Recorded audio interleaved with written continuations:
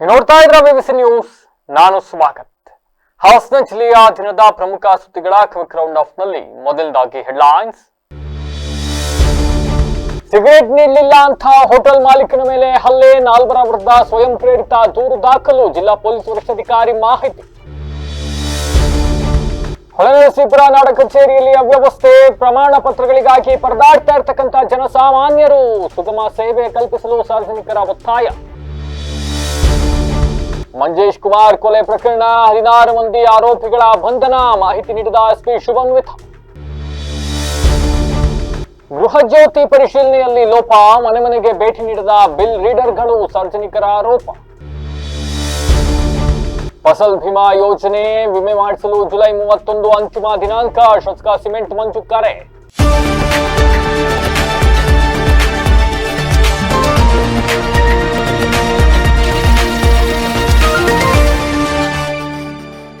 ವಾರ್ತೆಗಳ ವಿವರ. ಸಿಗರೇಟ್ ನೀಡಲಿಲ್ಲ ಅನ್ನೋ ಕಾರಣಕ್ಕೆ ಮಹಿಳೆ ಒಬ್ಬರ ಮೇಲೆ ಸೇರಿದಂತೆ ಹೋಟೆಲ್ ಮಾಲೀಕನ ಮೇಲೆ ಹಲ್ಲೆ ನಡೆಸಿದ ಆರೋಪದಡಿ 4 ವಿರುದ್ಧ ಹಳೆಬೀಡು ಪೊಲೀಸ್ ಠಾಣೆಯಲ್ಲಿ ಸ್ವಯಂ ಪ್ರೇರಿತ ದೂರು ದಾಖಲಿಸಲಾಗಿದೆ ಅಂತ ಜಿಲ್ಲಾ ಪೊಲೀಸ್ ವರಿಷ್ಠಾಧಿಕಾರಿ ಶುಭನ್ವಿತಾ ಮಾಹಿತಿಯನ್ನು ನೀಡಿದ್ದಾರೆ. ಈ ಕುರಿತು ಸುದ್ದಿಗೋಷ್ಠಿಯಲ್ಲಿ ಮಾತನಾಡಿದ ಅವರು, ಜುಲೈ 15 ಸಂಜೆ 5:30 ಸುಮಾರಿಗೆ ಹಳೆಬೀಡು ಸಮೀಪದ ಕೆರಳಾಪುರದಲ್ಲಿರ್ತಕ್ಕಂಥ ಹಿಂದೂ ಮಿಲಿಟರಿ ಹೋಟೆಲ್ ನಲ್ಲಿ ಈ ಘಟನೆ ನಡೆದಿರ್ತಕ್ಕಂಥದ್ದು. ಹೋಟೆಲ್ ಮಾಲೀಕ 62 ವರ್ಷದ ರಾಜೇಗೌಡ ಹಾಗೂ ಸ್ಥಳದಲ್ಲಿದ್ದ ಮಹಿಳೆಯೊಬ್ಬರ ಮೇಲೆ ಹಲ್ಲೆಯನ್ನು ನಡೆಸಲಾಗಿದೆ. ಆರೋಪಿಗಳು ಘಟನಾ ಸ್ಥಳದಲ್ಲಿ ಮದ್ಯಪಾನ ಮಾಡ್ತಾ ಇದ್ರು ಎನ್ನಲಾಗಿದೆ. ಈ ವೇಳೆ ಹೋಟೆಲ್ ಮಾಲೀಕ ರಾಜೇಗೌಡ ಅವರ ಬಳಿ ಸಿಗರೇಟ್ ಅನ್ನ ಕೇಳಿದ್ದಾರೆ. ಮಾಲೀಕರು ಸಿಗರೇಟ್ ಕೊಡಲು ನಿರಾಕರಿಸಿದಾಗ ಮದ್ಯವನ್ನೇ ಕೊಡ್ತೀರಿ, ಸಿಗರೇಟ್ ಯಾಕೆ ಕೊಡೋದಿಲ್ಲ ಅಂತ ಪ್ರಶ್ನಿಸಿದ್ದಾರೆ ಆರೋಪಿಗಳು. ಇದೇ ವಿಚಾರಕ್ಕೆ ಸಂಬಂಧಪಟ್ಟಂತೆ ಇಬ್ಬರ ನಡುವೆ ವಾಗ್ವಾದ ನಡೆದಿದೆ. ಮಾತಿಗೆ ಮಾತು ಬೆಳೆದು ಆಕ್ರೋಶಗೊಂಡ ಆರೋಪಿಗಳು ರಾಜೇಗೌಡ ಹಾಗೂ ಅಲ್ಲಿನ ಮಹಿಳೆಯೊಬ್ಬರ ಮೇಲೆ ಹಲ್ಲೆಯನ್ನು ನಡೆಸಿದ್ದಾರೆ. ಸಾರ್ವಜನಿಕ ಸ್ಥಳದಲ್ಲಿ ಶಾಂತಿ ಕದಡಿದ ಆರೋಪದ ಮೇಲೆ ಭಾರತೀಯ ನ್ಯಾಯ ಸಂಹಿತೆ ಸೆಕ್ಷನ್ 194 ಅಡಿಯಲ್ಲಿ ಪ್ರಕರಣವನ್ನು ದಾಖಲಿಸಿಕೊಳ್ಳಲಾಗಿದೆ. ಹಳೆಬೀಡು ಪೊಲೀಸ್ ಠಾಣೆಯ ಎಸ್ಬಿ ಕಾನ್ಸ್ಟೇಬಲ್ ಶಿವಕುಮಾರ್ ನೀಡಿದ ದೂರಿನ ಮೇರೆಗೆ ಪ್ರಕರಣ ದಾಖಲಿಸಿಕೊಳ್ಳಲಾಗಿದೆ ಅಂತ ತಿಳಿಸಲಾಗಿದೆ. ಸೋಷಿಯಲ್ ಮೀಡಿಯಾದಲ್ಲಿ ಒಂದು ಹಳೆಬೀಡು ಅಲ್ಲಿ ಕೇರಳಪುರ ಹಿಂದೂ ಮಿಲಿಟರಿ ಹೋಟೆಲ್ ಅಲ್ಲಿ ಆಗಿರುವ ಗಲಾಟೆ ತುಂಬ ವೈರಲ್ ಆಗ್ತಾ ಇದೆ. ಇದರ ಸಂಬಂಧಪಟ್ಟಂತೆ ನಾವು ಒಂದು ಕೇಸ್ ತಗೊಂಡಿದ್ದೀವಿ, ಆಫ್ರೆ ಕೇಸ್, ಪಬ್ಲಿಕ್ ಪ್ಲೇಸಲ್ಲಿ ಗಲಾಟೆ ಆಗಿದೆ. ಅದಕ್ಕೆ 194(2) ಭಾರತೀಯ ನ್ಯಾಯ ಸಂಹಿತೆಯಲ್ಲಿ ನಾವು ಸೋಮೇಟು ಒಂದು ಕೇಸ್ ರಿಜಿಸ್ಟರ್ ಮಾಡಿದ್ದೀವಿ. ಕಂಪ್ಲೇನೆಂಟ್ ನಮ್ಮ S B constable Halebidu station Shivakumar ಅಂತ. 4 ಜನ ಅಕ್ಯೂಸ್ಡ್ ಮೇಲೆ, ರಘು ಸನ್ ಆಫ್ ಚಂದ್ರಯ್ಯ 35 ವರ್ಷ, ಡ್ರೈವರ್ ಕೆಲಸ ಮಾಡ್ತಾರೆ ಇವರು. Secondly Shekhar son of Bairayya 43 years. Thirdly Dinesh son of Shekharayya 30 ವರ್ಷ. And fourthly Sagar son of late Kumar 23 ವರ್ಷ. ಈ 4 ಜನ ಮೇಲೆ ನಾವು ಒಂದು ಆಫ್ರೆ ಕೇಸ್ ತಗೊಂಡಿದ್ದೀವಿ. ಇವರು ಏನು ಮಾಡಿದ್ದಾರೆ, ಕೇರಳಾಪುರ ಹಿಂದೂ ಮಿಲಿಟರಿ ಹೋಟೆಲಲ್ಲಿ ಇವರು 15 ಜುಲೈ 2026ಗೆ ಸುಮಾರು 5:30 ಗಂಟೆಯಲ್ಲಿ ಸಂಜೆ ಇವರು ಹೋಟೆಲ್ ಮಾಲೀಕ್ ರಾಜೇಗೌಡ ಸನ್ ಆಫ್ ಮಾಲೀಕ 62 ಇಯರ್ಸ್ ಅವರಿಗೆ ಹೊಡೆದಿದ್ದಾರೆ. ಯಾಕಂದರೆ ಅವ್ರು ಸಿಗರೇಟ್ ಕೇಳಿದ್ದಾರೆ, ಸಿಗರೇಟ್ ಅವ್ರು ಕೊಟ್ಟಿಲ್ಲ, ಅದಕ್ಕೆ ಇವ್ರಿಗೆ ಹೊಡೆದಿದ್ದಾರೆ. ಸೊ ಯಾಕಂದರೆ ಅವರು ಪಬ್ಲಿಕ್ ಪ್ಲೇಸಲ್ಲಿ ಗಲಾಟೆ ಮಾಡಿದ್ದಾರೆ, ಅದಕ್ಕೆ ಈ 4 ಜನ ಮೇಲೆ ನಾವೇ ಒಂದು ಸ್ವಯಂ ಪ್ರೇರಿತ ಒಂದು ಕಂಪ್ಲೇಂಟ್ ತಗೊಂಡಿದ್ದೀವಿ. ಈಗ ತನಿಖೆ ನಡೀತಾ ಇದೆ. ಏನು? ಹಾಂ, ಲೇಡೀಸ್ ಮೇಲೆ ಅದು ಕೊಡ್ತಾರೆ. ಅವರು 2 ಜನಾಗಿ ಆ್ಯಕ್ಚುಲಿ ಅಟ್ಯಾಕ್ ಮಾಡಿದ್ದಾರೆ, ಒಬ್ಬರು ರಾಜೇಗೌಡ ಮತ್ತು ಇನ್ನೊಬ್ಬರು ಲೇಡಿ ಮೇಲೆ. ಸೊ ಅದು ಶೇರ್ ಮಾಡ್ತೀನಿ, ಗ್ರೂಪಲ್ಲಿ ಹಾಕ್ತೀನಿ ಡೀಟೇಲ್ಸ್. ಅಲ್ಲೇ ಮಾಡ್ತಾ ಇದ್ರು, ಆ್ಯಕ್ಚುಲಿ ಡ್ರಿಂಕ್ಸ್ ತಗೊಳ್ತಾ ಇದ್ರು ಅವರು. ಆಮೇಲೆ ಅವರು ಸಿಗರೇಟ್ ಕೇಳಿದ್ದಾರೆ, ಸಿಗರೇಟ್ ಅವ್ರಿಗೆ ಸಿಕ್ಕಿಲ್ಲ, ಅದಕ್ಕೆ ಅವರ ಆರ್ಗ್ಯೂ ಮಾಡಿದ್ದಾರೆ, ನೀವು ಡ್ರಿಂಕ್ಸ್ ಆಫರ್ ಮಾಡ್ತಾ ಇದ್ರಿ, ಯಾಕೆ ಸಿಗರೇಟ್ ಕೊಡ್ತಾ ಇಲ್ಲ ಅಂತ. ಅದಕ್ಕೆ ಅವ್ರಿಗೆ ಅಟ್ಯಾಕ್ ಮಾಡಿದ್ದಾರೆ. ಹಾಸನ ಜಿಲ್ಲೆಯ ಹೊಳೆನರಸೀಪುರ ತಾಲೂಕಿನ ನಾಡ ಕಚೇರಿಯಲ್ಲಿ ಜಾತಿ ಮತ್ತು ಆದಾಯ ಪ್ರಮಾಣ ಪತ್ರವನ್ನ ಪಡೆಯುವುದಕ್ಕೆ ಸಾರ್ವಜನಿಕರು ಪ್ರತಿನಿತ್ಯ ತೀವ್ರ ಪರದಾಟವನ್ನ ನಡೆಸ್ತಾ ಇದ್ದು, ಆಡಳಿತ ವ್ಯವಸ್ಥೆಯ ವಿರುದ್ಧ ಅಸಮಾಧಾನವನ್ನ ವ್ಯಕ್ತಪಡಿಸ್ತಾ ಇದ್ದಾರೆ. ಪ್ರಮಾಣ ಪತ್ರ ಪಡೆಯುವುದಕ್ಕೆ ಸಾರ್ವಜನಿಕರು ಕಚೇರಿಯ ಮುಂದೆ ಪ್ರತಿದಿನ ಬೆಳಗ್ಗೆ 8 ಗಂಟೆಯಿಂದಲೇ 100 ಮಂದಿ ಜಮಾಯಿಸ್ತಾ ಇದ್ದು, ನೂಕು ನುಗ್ಗಲಿನಲ್ಲಿ ಸಾಲುಗಟ್ಟಿ ನಿಲ್ಲುವಂತಾಗಿದೆ. ವೃದ್ಧರು, ಮಹಿಳೆಯರು, ಶಾಲಾ ಕಾಲೇಜು ವಿದ್ಯಾರ್ಥಿಗಳು ಇದರಿಂದ ತೀವ್ರ ತೊಂದರೆಯನ್ನು ಅನುಭವಿಸ್ತಾ ಇದ್ದಾರೆ. ಹಳ್ಳಿಯಿಂದ ಆಗಮಿಸುವ ಜನಸಾಮಾನ್ಯರು ಹತ್ತಿರದ ಸೈಬರ್ ಕೇಂದ್ರಗಳಲ್ಲಿ ಆನ್ಲೈನ್ ಅರ್ಜಿ ಸಲ್ಲಿಸಲು ಯತ್ನಿಸಿದ್ರು ಕೂಡ ತಾಂತ್ರಿಕ ದೋಷಗಳು ಮತ್ತೆ ಸರ್ವರ್ ಸಮಸ್ಯೆಯಿಂದಾಗಿ ಕೆಲಸ ಪೂರ್ಣಗೊಳ್ತಾ ಇಲ್ಲ. ಇದರಿಂದ ಅವರು ಕೂಡ ಅನಿವಾರ್ಯವಾಗಿ ನಾಡ ಕಚೇರಿಗೆ ಅಲಿಯುವಂತಾಗೋಗ್ಬಿಟ್ಟಿದೆ. ಕಚೇರಿಯಲ್ಲಿನ ವ್ಯವಸ್ಥೆಯ ಕೊರತೆ ಹಾಗೂ ಪದೇ ಪದೇ ಕಾಡುವ ಸರ್ವರ್ ಸಮಸ್ಯೆಯಿಂದಾಗಿ ಸಾರ್ವಜನಿಕರು ಗಂಟೆಗಟ್ಟಲೆ ಕಾಯಬೇಕಾದಂತಹ ಸ್ಥಿತಿ ನಿರ್ಮಾಣವಾಗ್ಬಿಟ್ಟಿದೆ. ಇನ್ನು ಸಾರ್ವಜನಿಕರು ತಮ್ಮ ದಿನನಿತ್ಯದ ಕೆಲಸ ಕಾರ್ಯವನ್ನ ಬದುಕುತ್ತಿ ದಿನವಿಡೀ ಕಚೇರಿಯ ಮುಂದೆ ಕಾಯುವಂತಾಗಿರ್ತಕ್ಕಂಥದ್ದು ಜನರ ಆಕ್ರೋಶಕ್ಕೆ ಕಾರಣವಾಗಿದೆ. ಇನ್ನು ಶಿಕ್ಷಣ ಸಂಸ್ಥೆಗಳಿಗೆ ಪ್ರವೇಶಾತಿ ಹಾಗೂ ವಿವಿಧ ಸರ್ಕಾರಿ ಯೋಜನೆಗಳ ಲಾಭ ಪಡೆಯುವುದಕ್ಕೆ ಜಾತಿ ಮತ್ತೆ ಆದಾಯ ಪ್ರಮಾಣ ಪತ್ರ ಅನಿವಾರ್ಯವಾಗಿದೆ. ಆದ್ರೆ ಅದನ್ನ ಪಡೆಯೋದಕ್ಕೆ ಪರದಾಡ್ತಾ ಇರ್ತಕ್ಕಂಥವರ ಪಾಡು ಹೇಳತಿರದಾಗ ಹೋಗ್ಬಿಟ್ಟಿದೆ. ಇನ್ನು ಸಾರ್ವಜನಿಕರ ಅಳಲು ತೋಡ್ಕೊಂಡ್ರು ಅದನ್ನ ಕೇಳೋರು ಯಾರು ಇಲ್ಲ. ಕೂಡಲೇ ಸರ್ಕಾರ ಹಾಗೂ ಜಿಲ್ಲಾಡಳಿತ ಈ ಗಂಭೀರ ಸಮಸ್ಯೆಯನ್ನ ಗಮನಿಸಿ ಸರ್ವರ್ ವ್ಯವಸ್ಥೆಯನ್ನ ಸರಿಪಡಿಸಬೇಕು ಮತ್ತೆ ಸುಗಮ ಸೇವೆಗೆ ಪರ್ಯಾಯ ವ್ಯವಸ್ಥೆಯನ್ನ ಕಲ್ಪಿಸಬೇಕು ಅಂತ ಸಾರ್ವಜನಿಕರು ಒತ್ತಾಯಿಸಿದ್ದಾರೆ.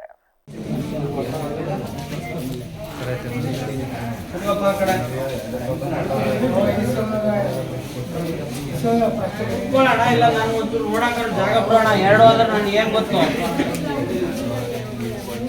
ಬರದೇ ಇಲ್ಲ ಯಾರ ಹೆಸರು ಕೊಟ್ಟಿ ನಾನು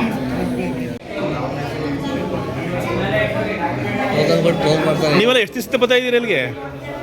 ಕ್ಯಾಸ್ಟ್ ಸರ್ಟಿಫಿಕೇಟ್ ಎಷ್ಟು ದಿವಸ ಬರ್ತಾ ಇದ್ದೀರಾ? ಇವತ್ತೇ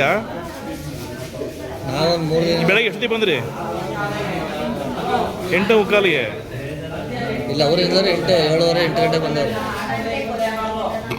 ಬೆಂಗಳೂರಿನ ರೌಡಿ ಶೀಟರ್ ಮಂಜೇಶ್ ಕುಮಾರ್ ಕೊಲೆ ಪ್ರಕರಣ ಸಂಬಂಧ ಈವರೆಗೂ ಕೂಡ 16 ಆರೋಪಿಗಳನ್ನ ಬಂಧಿಸಲಾಗಿದೆ ಅಂತ ಎಸ್ಪಿ ಶುಭನ್ವಿತಾ ಅವರು ಮಾಹಿತಿಯನ್ನು ನೀಡಿದ್ದಾರೆ. ಇಂದು ಸುದ್ದಿಗೋಷ್ಠಿಯಲ್ಲಿ ವಿಷಯ ತಿಳಿಸಿದ ಅವರು ಬಂಧಿತ ಆರೋಪಿಗಳೆಲ್ಲರೂ ಕೂಡ ಹಲವು ಅಪರಾಧ ಪ್ರಕರಣಗಳಲ್ಲಿ ಭಾಗಿಯಾಗಿದ್ದಾರೆ. ಈ ಪೈಕಿ A1 ಆರೋಪಿ ಪರಮೇಶ್ ವಿರುದ್ಧ ಒಟ್ಟು 14 ಕೊಲೆ ಪ್ರಕರಣಗಳಿದ್ದಾವೆ ಅಂತ ವಿವರಣೆಯನ್ನ ನೀಡಿರ್ತಕ್ಕಂಥದ್ದು. ಕೊಲೆಯಾದ ಮಂಜೇಶ್ ಮತ್ತೆ ಆರೋಪಿಗಳು ಆರಂಭದಲ್ಲಿ ಸ್ನೇಹಿತರಾಗಿದ್ರು. 2012ರಲ್ಲಿ ನಡೆದ ಕೊಲೆ ಪ್ರಕರಣದ ನಂತರ ಮಂಜೇಶ್ ಮತ್ತೆ ಪರಮೇಶ್ ಬೇರೆ ಬೇರೆ ಆಗಿದ್ರಂತೆ. ಇನ್ನು ಮಂಜೇಶ್ ಕೊಲೆ ನಿಖರವಾಗಿ ಯಾವ ಕಾರಣಕ್ಕೆ ನಡೆದಿದೆ ಅಂತಕ್ಕಂಥದ್ದು ಇನ್ನು ಕೂಡ ತನಿಖೆ ಪ್ರಗತಿಯಲ್ಲಿದೆ ಅಂತಕ್ಕಂಥ ಮಾಹಿತಿಯನ್ನ ನೀಡಿರ್ತಕ್ಕಂಥದ್ದು. ಮಂಜೇಶ್ ಬೆಂಗಳೂರಿನಿಂದ ಚಿಕ್ಕಮಗಳೂರಿಗೆ ಗಡಿಪಾರಾಗಿದ್ದ. ಜೂನ್ 7ರ ರಾತ್ರಿ ಮಂಜೇಶ್ನನ್ನ ಕೊಲ್ಲಲು ಪ್ಲಾನ್ ಮಾಡಿದ್ದ ಹಂತಕರು ಆತನನ್ನ ಫಾಲೋ ಮಾಡ್ಕೊಂಡ್ ಬಂದಿದ್ರು. ಚಿಕ್ಕಮಗಳೂರಿನಿಂದ ಬೇರೆಡೆ ಹೋಗೋಣ ಅಂತ ಬೇರೊಬ್ಬರ ಮೂಲಕ ಮಂಜೇಶ್ಗೆ ಕರೆ ಮಾಡಿಸಿದ್ರು. ಆತ ಚಿಕ್ಕಮಗಳೂರನ್ನ ಬಿಟ್ಟು KSRTC ಬಸ್ನಲ್ಲಿ ಮಂಜೇಶ್ ಹಾಸನಕ್ಕೆ ಬಂದ ನಂತರ ಬೆಂಗಳೂರಿನಿಂದ ಚಿಕ್ಕಮಗಳೂರಿಗೆ ಬಂದು ಹಿಂಬಾಲಿಸಿದ್ದ ಹಂತಕರು ಆತನನ್ನ ಕೊಂದು ಪರಾರಿಯಾಗಿದ್ರು. A1 ಆರೋಪಿ ಪರಮೇಶ್ ಮೈಸೂರಿನ ಸರಸ್ವತಿಪುರಂ ಪೊಲೀಸ್ ಠಾಣೆಗೆ ಹೋಗಿ ಶರಣಾಗಿದ್ದ. ಅಲ್ಲಿಂದ ನಾವು ವಶಕ್ಕೆ ಪಡೆದು ವಿಚಾರಣೆಗೆ ಒಳಪಡಿಸಿದ್ದೇವೆ. ಎಲ್ಲ ಆರೋಪಿಗಳು ಇನ್ನೂ ಪೊಲೀಸ್ ಕಸ್ಟಡಿಯಲ್ಲಿದ್ದು ತನಿಖೆ ಮುಂದುವರಿಸಲಾಗಿದೆ ಅಂತ ತಿಳಿಸಿದ್ದಾರೆ. ಹಾಸನ್ ಎಕ್ಸ್ಟೆನ್ಷನ್ ಪೊಲೀಸ್ ಸ್ಟೇಷನ್ ವ್ಯಾಪ್ತಿಯಲ್ಲಿ 8 ಜೂನ್ಗೆ ಒಂದು ಕೊಲೆ ಪ್ರಕರಣ ದಾಖಲಾಗಿದ್ದು, ಇಲ್ಲಿ ವಿಕ್ಟಿಮ್ ಹೆಸರು ಮಂಜೇಶ್ ಅಂತ. ಇವರು ರೌಡಿ ಶೀಟರ್, ತಲಗಟ್ಟಾಪುರ ಪೊಲೀಸ್ ಸ್ಟೇಷನ್ದು ರೌಡಿ ಶೀಟರ್. ಈ ಕೇಸ್ದು ಕೆಲವು ಅಪ್ಡೇಟ್ಸ್ಗಳು ಇದ್ದಾವೆ, ಅದು ಹೇಳ್ತೀನಿ. ಇಲ್ಲಿ ತನಕ ನಾವು 16 ಜನರಿಗೆ ಅರೆಸ್ಟ್ ಮಾಡಿದ್ದೀವಿ.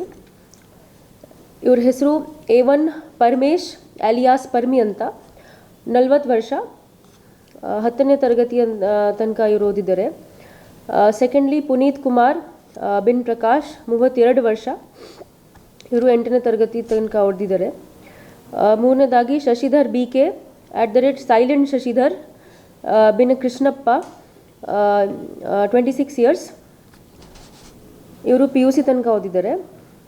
ನಾಲ್ಕನೇದಾಗಿ ಜಯಂತ ಬಿನ್ ಕೃಷ್ಣ, ಇವರು 26 ವರ್ಷ, ಇವರು 10ನೇ ತರಗತಿ ತನಕ ಓದಿದ್ದಾರೆ. ಐದನೇದಾಗಿ ರಾಕೇಶ್ ಬಿನ್ ಮುನಿಯಪ್ಪ 33 ವರ್ಷ, ಇವರು PUC ತನಕ ಓದಿದ್ದಾರೆ. ಆಮೇಲೆ ಯಲ್ಲಲಿಂಗ ಬಿನ್ M ಮಲಪ್ಪ, ಇವರು 10ನೇ ತರಗತಿ ತನಕ ಓದಿದ್ದಾರೆ. ಆಮೇಲೆ ಸಾಯಿನಾಥ್ ಬಿನ್ ಶೇಖರಪ್ಪ 22 ವರ್ಷ, ಇವರು ಕೂಡ 10ನೇ ತರಗತಿ ತನಕ ಓದಿದ್ದಾರೆ. ಎಂಟನೇದಾಗಿ ಭರತ್ BR ಬಿನ್ ರಾಮೇಗೌಡ, ಇವರು 22 ವರ್ಷ, ಇವರು ಡಿಪ್ಲೊಮಾ ಓದಿದ್ದಾರೆ. ನೆಕ್ಸ್ಟ್ ಆದಿತ್ಯ R ಬಿನ್ ರಾಜೇಶ್, ಇವರು 20 ವರ್ಷ, BCom ಓದ್ತಾ ಇದ್ದಾರೆ ಇವರು. ಆಮೇಲೆ ವಿಕಾಸ್ MG ಬಿನ್ ಗೋಪಾಲ್ ಕೃಷ್ಣ, ಇವರು 10ನೇ ತರಗತಿ ತನಕ ಓದಿದ್ದಾರೆ, ಇವ್ರ ಏಜ್ 22 ವರ್ಷ. ಆಮೇಲೆ ಆಕಾಶ್ ಬಿನ್ ರವಿ 19 ವರ್ಷ, ಇವರು BCom ಓದ್ತಾ ಇದ್ದಾರೆ. ಆಮೇಲೆ ಗಂಗಾ @ಗಂಗಾಧರ್ ಬಿನ್ ಸಿದ್ದಪ್ಪ, ಇವರು 35 ವರ್ಷ, ಇವರು 10ನೇ ತರಗತಿ ತನಕ ಓದಿದ್ದಾರೆ.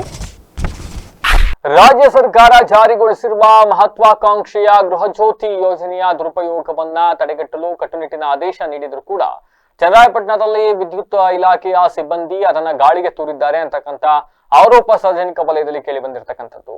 ಯೋಜನೆಯ ಅರ್ಹ ಫಲಾನುಭವಿಗಳನ್ನ ಖಚಿತಪಡಿಸಿಕೊಳ್ಳುವುದಕ್ಕೆ ವಿದ್ಯುತ್ ಇಲಾಖೆಯ ಸಿಬ್ಬಂದಿಗಳು ಪ್ರತಿಯೊಂದು ಮನೆ ಮನೆಗೆ ಭೇಟಿಯನ್ನ ನೀಡಿ ದಾಖಲೆಗಳನ್ನ ಪರಿಶೀಲಿಸಬೇಕು ಅಂತ ಸರ್ಕಾರ ಸ್ಪಷ್ಟ ನಿರ್ದೇಶನವನ್ನು ನೀಡಿತ್ತು.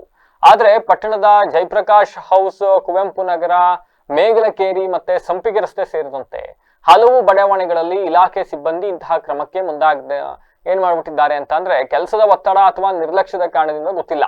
ಬಿಲ್ ರೀಡರ್ಗಳು ಕಚೇರಿಗೆ ಅಲೆಯುವ ಬದಲು ತಾವೇ ಅನುಕೂಲಕರ ಸ್ಥಳಗಳಲ್ಲಿ ಕುಳಿತು ಆ ಕಾರ್ಯ ನಿರ್ವಹಿಸ್ತಾ ಇರ್ತಕ್ಕಂಥದ್ದು ಇದೀಗ ಸಾರ್ವಜನಿಕರ ಅಸಮಾಧಾನಕ್ಕೆ ಕಾರಣವಾಗಿರ್ತಕ್ಕಂಥದ್ದು. ಮನೆಗೆ ಭೇಟಿ ಕೊಟ್ಬಿಟ್ಟು ಚೆಕ್ ಮಾಡ್ರಪ್ಪ ಅಂದ್ರೆ ನೀವು ಕುಂತಿತ್ತಕ್ಕೆ ಬಂದು ಚೆಕ್ ಮಾಡಿಸ್ಕೊಳ್ಳಿ ಅಂತ ಹೇಳ್ತಾ ಇರ್ತಕ್ಕಂಥದ್ದು ಎಷ್ಟರ ಮಟ್ಟಿಗೆ ಸರಿ ಅಂತ ಜನ ಪ್ರಶ್ನೆ ಮಾಡ್ತಾ ಇದ್ದಾರೆ. ಸರ್ಕಾರದ ವತಿಯಿಂದ ಭಾಗ್ಯಲಕ್ಷ್ಮಿ ಗೃಹಲಕ್ಷ್ಮಿ ಯೋಜನೆಯನ್ನು ಜಾರಿ ತಂದಿದ್ದಾರೆ.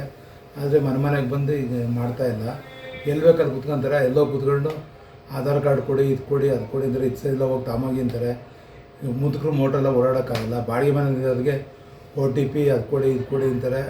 ಕೆಲವ್ರ ಹತ್ರ OTP ಇರಲ್ಲ. ಅವೆಲ್ಲ ಆಯ್ತಾ ಇಲ್ಲ. ಬಡವ್ರಿಗೆ ಅನುಕೂಲ ಆಯ್ತಾ ಇಲ್ಲ, ಇದು ದೊಡ್ಡವ್ರಿಗೆ ಅನುಕೂಲ ಆಯ್ತಾ ಇದೆ. ಇದೇನು ಪ್ರಯೋಜನ ಆಯ್ತಾ ಇಲ್ಲ. ಇದು ಮನೆಗೆ ಹೋಗಿ ಕೂತ್ಕೊಂಡು ಅಲ್ಲೇ ಕೂತ್ಕೊಂಡು ಮಾಡಿಕೊಡ್ಬೇಕು.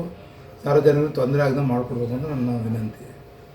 ಹವಾಮಾನ ವೈಪರೀತ್ಯ, ಅತಿವೃಷ್ಟಿ ಹಾಗೂ ಅನಾವೃಷ್ಟಿಯಿಂದ ರೈತರು ಸಂಕಷ್ಟಕ್ಕೆ ಸಿಲುಕುವ ಸಾಧ್ಯತೆ ಇರುವ ಹಿನ್ನೆಲೆಯಲ್ಲಿ ಎಲ್ಲಾ ರೈತರು ಜುಲೈ 31ರ ಒಳಗೆ ಪ್ರಧಾನಮಂತ್ರಿ ಫಸಲ್ ಬಿಮಾ ಯೋಜನೆ ಅಡಿ ತಮ್ಮ ಬೆಳೆಗಳಿಗೆ ಕಡ್ಡಾಯವಾಗಿ ವಿಮೆಯನ್ನ ಮಾಡಿಸ್ಕೊಬೇಕು ಅಂತ ಶಾಸಕ ಸಿಮೆಂಟ್ ಮಂಜು ಮನವಿಯನ್ನ ಮಾಡಿದ್ದಾರೆ. ಪಟ್ಟಣದ ಕೃಷಿ ಇಲಾಖೆ ಆವರಣದಲ್ಲಿ ಆಯೋಜಿಸಲಾಗಿದ್ದ ಪ್ರಧಾನಮಂತ್ರಿ ಫಸಲ್ ಬಿಮಾ ಯೋಜನೆ ಜಾಗೃತಿ ಅಭಿಯಾನ ವಾಹನಕ್ಕೆ ಚಾಲನೆ ನೀಡಿ ಮಾತನಾಡಿರ್ತಕ್ಕಂಥ ಅವರು ಪ್ರಕೃತಿ ವಿಕೋಪ, ಅತಿವೃಷ್ಟಿ, ಅನಾವೃಷ್ಟಿ ಸೇರಿದಂತೆ ವಿವಿಧ ಕಾರಣಗಳಿಂದ ಬೆಳೆಹಾನಿಯಾದ ಸಂದರ್ಭದಲ್ಲಿ ರೈತರಿಗೆ ಆರ್ಥಿಕ ಭದ್ರತೆ ಒದಗಿಸುವ ಉದ್ದೇಶದಿಂದ ಕೇಂದ್ರ ಸರ್ಕಾರ ಈ ಯೋಜನೆಯನ್ನ ಜಾರಿಗೆ ತಂದಿದೆ. ಪ್ರತಿಯೊಬ್ಬ ರೈತರು ಇದರ ಸದುಪಯೋಗವನ್ನ ಪಡೆದುಕೊಳ್ಳಬೇಕು. ಆಲೂರು ಹಾಗೂ ಕಟಾಯ ಭಾಗಗಳಲ್ಲಿ ಹೆಚ್ಚಾಗಿ ಬೆಳೆಯುವಂತಹ ಅಡಿಕೆ, ಕಾಳುಮೆಣಸು, ಬೆತ್ತ ಹಾಗೂ ಜೋಳ ಸೇರಿದಂತೆ ವಿವಿಧ ಬೆಳೆಗಳಿಗೆ ಯೋಜನೆಯಡಿ ವಿಮಾ ಸೌಲಭ್ಯ ಲಭ್ಯವಿದೆ. ಬೆಳೆ ಹಾನಿಯ ಪ್ರಮಾಣಕ್ಕೆ ಅನುಗುಣವಾಗಿ ಅಡಿಕೆಗೆ ಸುಮಾರು 1.60 ಲಕ್ಷ ರು, ಕಾಳುಮೆಣಸಿಗೆ 47,000, ಭತ್ತಕ್ಕೆ 75,000 ರು ಹಾಗೂ ಜೋಳಕ್ಕೆ 44,000 ವಿಮೆ ರಕ್ಷಣೆ ದೊರೆಯುತ್ತದೆ ಅಂತ ತಿಳಿಸಿದ್ದಾರೆ. ಇನ್ನು ಈ ಸಂದರ್ಭದಲ್ಲಿ ನಿರ್ದೇಶಕ ಪ್ರಭಾಕರ್, ಕೃಷಿ ಇಲಾಖೆ ಅಧಿಕಾರಿಗಳು ಹಾಗೂ ಸಿಬ್ಬಂದಿಗಳು, ರೈತರು ಮತ್ತು ಸಾರ್ವಜನಿಕರು ಹಾಜರಿದ್ದರು. ರೈತರು ಸಂಕಷ್ಟದಲ್ಲಿದ್ದಂತ ಸಂದರ್ಭದಲ್ಲಿ, ಹವಾಮಾನದಿಂದ ಯಾವ್ದಾದ್ರು ಕೂಡ ವೈಪರೀತ್ಯ ಆದಂತ ಸಂದರ್ಭದಲ್ಲಿ, ಬೆಳೆ ಹಾನಿ ಆದಂತ ಸಂದರ್ಭದಲ್ಲಿ, ತೋಟಗಾರಿಕೆ ಬೆಳೆ ಆದಂತ ಕಾಳುಮೆಣಸು ಇರ್ಬೋದು, ಅಡಿಕೆ ಇರ್ಬೋದು, ಅದೇ ರೀತಿಯ ಆಲೂರು ಕಟಾಯ ಭಾಗದಲ್ಲಿ ಬೆಳೀತಕ್ಕಂತ ಜೋಳ ಇರ್ಬೋದು, ಭತ್ತ ಇರ್ಬೋದು, ಈ ಎಲ್ಲ ಬೆಳೆಗಳಿಗೂ ಕೂಡ ಪ್ರಧಾನ ಮಂತ್ರಿ ಫಸಲ್ ಬಿಮಾ ಯೋಜನೆ ಅಂತಕ್ಕಂಥ ಒಂದು ಕಾರ್ಯಕ್ರಮವನ್ನು ಜಾರಿಗೆ ತಂದಿದ್ದಾರೆ. ಫಸಲ್ ಬಿಮಾ ಯೋಜನೆ ಮುಖಾಂತರ ವಿಮಾ ಸೌಲಭ್ಯವನ್ನು ಕೊಡೋದ್ರ ಮುಖಾಂತರ ಒಬ್ಬ ರೈತ ಈ ಜುಲೈ 31ನೇ ತಾರೀಕು ಒಳಗಡೆ ಈ ಬೆಳೆಗಳಿಗೆ ತಾವು ವಿಮೆಯನ್ನ ಕಟ್ಟೋದ್ರ ಮುಖಾಂತರ ತನ್ನ ಬೆಳೆ ಹವಾಮಾನದಿಂದ ಯಾವ್ದಾದ್ರು ನಷ್ಟ ಆದಂತ ಸಂದರ್ಭದಲ್ಲಿ ಅಥವಾ ಬೆಳೆ ಬೇರೆ ರೀತಿಯಲ್ಲಿ ನಷ್ಟ ಆದಂತ ಸಂದರ್ಭದಲ್ಲಿ ವಿಮೆಯಿಂದ ಅಡಿಕೆಗೆ 1,60,000 ರೂಪಾಯಿ ತನಕ, ಅದೇ ರೀತಿ ಕಾಳುಮೆಣಸಿಗೆ 47,000 ರೂಪಾಯಿ ತನಕ, ಭತ್ತಕ್ಕೆ ಎಕರೆಗೆ 75,000 ತನಕ, ಜೋಳಕ್ಕೆ 44,000 ತನಕ ವಿಮಾ ಸೌಲಭ್ಯ ಸಿಗುತ್ತೆ. ಎಲ್ಲ ರೈತ ಬಾಂಧವರಲ್ಲಿ ಪ್ರಾರ್ಥನೆಯನ್ನ ಮಾಡ್ತೀನಿ, ಇರ್ತಕ್ಕಂಥ ಸೌಲಭ್ಯವನ್ನು ಉಪಯೋಗ ಮಾಡ್ಕೊಳ್ಳಿ. ಮೊದಲೇ ಮಳೆ ಇಲ್ದಿರೋ ರೀತಿಯಲ್ಲಿ ಈ ಒಂದು ಸಂದರ್ಭ ಬಂದು ಒದಗಿರ್ತಕ್ಕಂಥ ಈ ಸಂದರ್ಭದಲ್ಲಿ ಪ್ರತಿಯೊಬ್ಬ ರೈತರು ಕೂಡ ಪ್ರಧಾನ ಮಂತ್ರಿ ಫಸಲ್ ಬಿಮಾ ಯೋಜನೆ ಅಡಿಯಲ್ಲಿ ಈ ಸೌಲಭ್ಯವನ್ನ ಪಡಿಬೇಕು. ಬರ್ತಕ್ಕಂಥ ಇನ್ಸೂರೆನ್ಸ್ ನ ತಾವೆಲ್ಲರೂ ಪಡಿಬೇಕು ಅಂತ ಹೇಳಿದ್ರೆ ಈ ಜುಲೈ 31ನೇ ತಾರೀಕಿಗೆ ತಾವೆಲ್ಲರೂ ಕೂಡ ಇನ್ಸೂರೆನ್ಸ್ ನ ಕಟ್ಟಬೇಕು ಅಂತೇಳಿ ಈ ಮೂಲಕ ಮನವಿನ ಮಾಡ್ತೀನಿ. ಯಾಕೆ ಅಂತ ಹೇಳಿದ್ರೆ ಈ ಮಳೆಗಾಲದಲ್ಲಿ ಬರ್ಬೇಕಾದಂತ ಮಳೆ 40%ಗಿಂತ ಹೆಚ್ಚು ಮಳೆ ಅಭಾವ ಇರತಕ್ಕಂಥ ಈ ಸಂದರ್ಭದಲ್ಲಿ ನಮ್ಮ ಬೆಳೆಗಾರರು ಅಥವಾ ನಮ್ಮ ರೈತ ಬಾಂಧವರು ಮುಂದಿನ ದಿನಗಳಲ್ಲಿ ಕೃಷಿ ಚಟುವಟಿಕೆಯಲ್ಲಿ ನಾವೆಲ್ಲರೂ ಕೂಡ ಉಳಿಬೇಕು ಅಂತ ಹೇಳಿದ್ರೆ ತಾವೆಲ್ಲರೂ ಕೂಡ ವಿಮಾ ಸೌಲಭ್ಯನ ಬಳಸ್ಕೊಂಡು ಪ್ರಧಾನ ಮಂತ್ರಿ ಫಸಲ್ ಬಿಮಾ ಯೋಜನೆ ಅಡಿಯಲ್ಲಿ ತಮ್ಮ ವಿಮಾ ಕಂತನ್ನ ಕಟ್ತಕ್ಕಂಥ ಕೆಲಸವನ್ನ ಮಾಡಬೇಕು ಅಂತ ಹೇಳಿ ಈ ಮೂಲಕ ನಾನು ತಮ್ಮೆಲ್ಲರೂ ಕೂಡ ಮನವಿನ ಮಾಡ್ತೀನಿ. ಈಗ ಮತ್ತೊಮ್ಮೆ ಹೆಡ್ಲೈನ್ಸ್. ಸಿಗರೇಟ್ ನೀಡಲಿಲ್ಲ ಅಂತ ಹೋಟೆಲ್ ಮಾಲೀಕನ ಮೇಲೆ ಹಲ್ಲೆ, 4 ವಿರುದ್ಧ ಸ್ವಯಂ ಪ್ರೇರಿತ ದೂರು ದಾಖಲು, ಜಿಲ್ಲಾ ಪೊಲೀಸ್ ವರಿಷ್ಠಾಧಿಕಾರಿ ಮಾಹಿತಿ. ಹೊಳೆನರಸೀಪುರ ನಾಡ ಕಚೇರಿಯಲ್ಲಿ ಅವ್ಯವಸ್ಥೆ, ಪ್ರಮಾಣ ಪತ್ರಗಳಿಗಾಗಿ ಪರದಾಡ್ತಾ ಇರ್ತಕ್ಕಂಥ ಜನಸಾಮಾನ್ಯರು, ಸುಗಮ ಸೇವೆ ಕಲ್ಪಿಸಲು ಸಾರ್ವಜನಿಕರ ಒತ್ತಾಯ. ಮಂಜೇಶ್ ಕುಮಾರ್ ಕೊಲೆ ಪ್ರಕರಣ, 16 ಮಂದಿ ಆರೋಪಿಗಳ ಬಂಧನ, ಮಾಹಿತಿ ನೀಡಿದ ಎಸ್ಪಿ ಶುಭಂ ವಿಥ. ಗೃಹಜ್ಯೋತಿ ಪರಿಶೀಲನೆಯಲ್ಲಿ ಲೋಪ, ಮನೆ ಮನೆಗೆ ಭೇಟಿ ನೀಡಿದ ಬಿಲ್ ರೀಡರ್ಗಳು, ಸಾರ್ವಜನಿಕರ ಆರೋಪ. ಫಸಲ್ ಭೀಮಾ ಯೋಜನೆ ವಿಮೆ ಮಾಡಿಸಲು ಜುಲೈ 31 ಅಂತಿಮ ದಿನಾಂಕ, ಶಾಸಕ ಸಿಮೆಂಟ್ ಮಂಜು ಕರೆ. ಇದಾಗಿ ಹೊತ್ತಿನ ವಿಶೇಷ. ನಿರಂತರ ಸುದ್ದಿಗಾಗಿ ನೋಡ್ತಾರೆ BBC ಟಿವಿ, ಸತತ ಕಡೆ ನಮನೆ.